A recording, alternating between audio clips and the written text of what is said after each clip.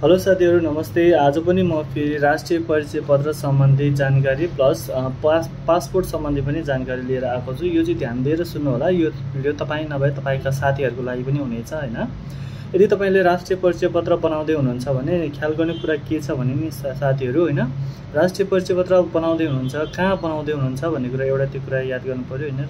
र राष्ट्रिय परिचय पत्र बनाउँदाखेरि चाहिँ डकुमेन्टहरू के मैले चाहिँ लानु पर्ने हो भन्ने कुराहरू पनि एकदम ख्याल गर्नु होला है साथीहरू। राष्ट्रिय परिचय पत्र तपाईँले बनाउँदै हुनुहुन्छ आफ्नै जिल्लामा आफ्नै वडामा बनाउँदै हुनुहुन्छ भनेदेखि चाहिँ त्यहाँनिर तपाईँको पूर्ण रूपमा हैन आफ्नो अब नागरिकतामा जे छ त्यो अनुसारको र परिचय पत्र अनुसार त्यो नागरिकतामा भएको डकुमेन्टमा भएका जति डाटा जस्तै अनुसारले चाहिँ भर्नु होला। फर्म एउटा भरेर चाहिँ परिचय पत्र बनाउनु होला। फर्म भर्दाखेरि चाहिँ तपाईँले अब राष्ट्रिय परिचय पत्रको फर्म भर्दाखेरि चाहिँ तपाईँले अब अहिले भर्खरै आएको प्रदेशमा चाहिँ अब तपाईँको बागमती प्रदेश अब कर्णाली कोशी के प्रदेश छ नि त, त्यसमा चाहिँ तपाईँले अब कुन चाहिँ प्रदेशको हो हैन, अब त्यसमा चाहिँ वडा कति छ, गाउँपालिका हो कि नगरपालिका हो कि के छ हैन, र आफू बस्ने गाउँको नाम पनि एकदम क्लियर रूपमा हाल्नु होला है, किनभने पछि समस्या आउन सक्छ।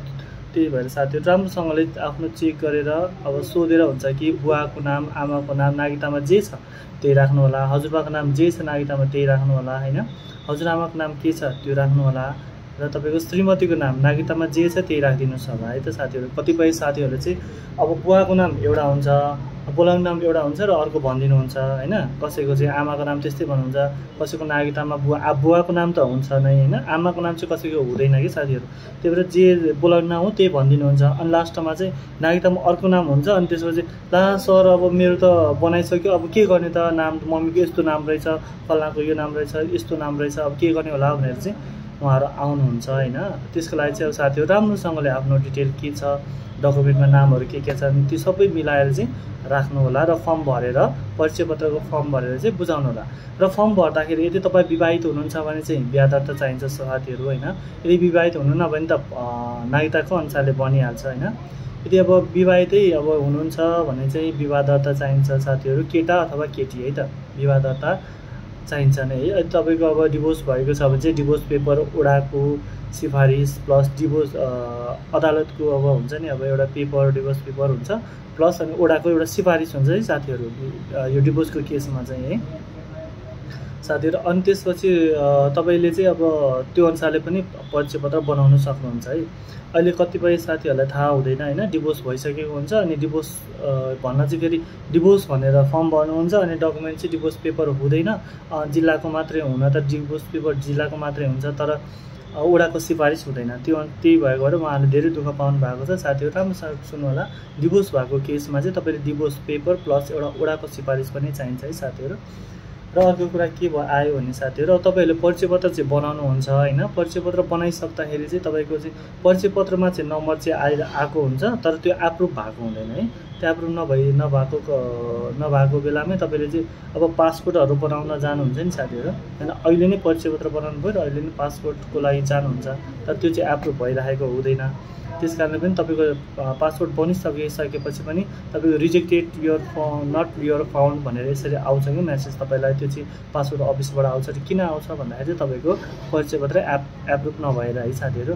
पहिला सुरुमा परिचय पत्र बनाउनु होला र पासपोर्टको लागि चाहिँ अनि अप्लाई गर्नु होला। पहिला परिचय पत्र एप्रुभ भएको छ कि छैन त्यो चेक गर्नु होला, त्यसपछि चाहिँ तपाईँले पासपोर्ट अप्लाई गर्नु होला है त साथीहरू। अनि रहेको कुरा अब अर्को के छ भने साथीहरू तपाईँले बच्चाहरूको है नाबालक परिचय पत्र बनाउँदै हुनुहुन्छ। अब कोही त बाबा सँगसँगै अब बुवा आमा सँगसँगै बाहिर लिएर जानुपर्ने हुन्छ बच्चाहरू हैन, सानै बच्चादेखिको अब लग्नुपर्ने हुन्छ। त्यस्तो अवस्थामा चाहिँ नाबालक परिचय पत्र बनाउँदै हुनुहुन्छ भने चाहिँ यदि तपाईँ काठमाडौँ बाहेक अन्य जिल्लाको हुनुहुन्छ भने चाहिँ तपाईँको वडाबाटै तपाईँको नाबालक परिचय पत्र बनाइन्छ है साथीहरू। त्यो चाहिँ अब तपाईँले यहाँ अब सिडिओ कार्यालय काठमाडौँको सिडिओमा आएर पनि बनाउन सक्नुहुन्छ हैन, तर सकभर आफ्नै गाउँमा आफ्नै वडामा चाहिँ नाबालक परिचय पत्र बनाउनु होला र बच्चाहरूको लागि चाहिँ पासपोर्टको लागि अनि फर्म फिलअप गरेर पासपोर्टको लागि प्रोसेस गर्नु होला है त साथीहरू।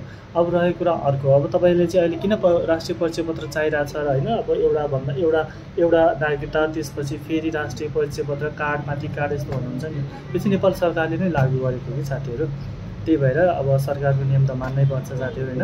र अहिले प्लस के छ भने तपाईँले चाहिँ अब राष्ट्रिय परिचय पत्र बनाउनु भएको छैन, अब चाहिँ अब बाहिरबाट तपाईँले कोही बाहिर हुनुहुन्छ, आफन्त दाजुभाइ आमा बुवा कोही हुनुहुन्छ होइन, अनि उहाँले चाहिँ अब तपाईँलाई पैसा पठाउँदै हुनुहुन्छ भने अब त्यस्तै चाहिँ साथीहरू तपाईँको चाहिँ अब कोही बाहिर हुनुहुन्छ, दाजुभाइ दिदी बहिनी कोही बाहिर हुनुहुन्छ आफन्त भनेदेखि चाहिँ होइन साथीहरू, अब तपाईँले ब्याङ्कमा पैसा लिन जानुहुन्छ नि, त्यो बेलामा पनि राष्ट्रिय परिचय पत्र नै खोज्छ क्या उहाँहरूले होइन। नागरिकताको अहिले कुनै राख्नु भएको छैन होइन, तर नागरिकता पनि चाहिन्छ, तर अहिले चाहिँ ब्याङ्कले पनि तपाईँको पैसा निकाल्न जानु भएको छ भने पनि राष्ट्रिय परिचय पत्रको नै खोज्ने भइरहेको छ कि साथीहरू। त्यही भएर चाहिँ तपाईँले अनिवार्य रूपमा राष्ट्रिय परिचय पत्र बनाउनु पर्यो। किन भन्दाखेरि अब जेमा पनि भयो, तपाईँको ब्याङ्क खाता खोल्नु हुनुहुन्छ भने पनि राष्ट्रिय परिचय पत्र नै चाहिने भयो होइन। ब्याङ्क खाता खोल्नलाई अब पैसा निकाल्नलाई पैसा पठाउनलाई पनि तपाईँले राष्ट्रिय परिचय पत्र नै बनाउनु पर्ने हुन्छ साथीहरू। अब राष्ट्रिय परिचय पत्र चाहिँ अनिवार्य नै अब भएको हुनाले चाहिँ यो चाहिँ अब नभुलिकन तपाईँका साथी, तपाईँका इष्टमित्र होइन, गाउँ छिमेक आमा बुवा दाजुभाइ दिदीबहिनी सबैलाई चाहिँ राष्ट्रिय परिचय पत्र बनाउनु पर्छ है भन्ने कुराको चाहिँ अब अलिकति केही कुराहरू भनिदिनु होला, सुनाइदिनु होला होइन। आज साथीहरू यो भिडियो चाहिँ तपाईँले मैले बनाउनुको उद्देश्य कुनै कहीँ कसैलाई पनि अप्ठ्यारो नपरोस् भन्ने हिसाबले चाहिँ मैले बनाएको हो साथीहरू। अनि भिडियो लाइक कमेन्ट सेयर गरिदिनु होला। Thank you.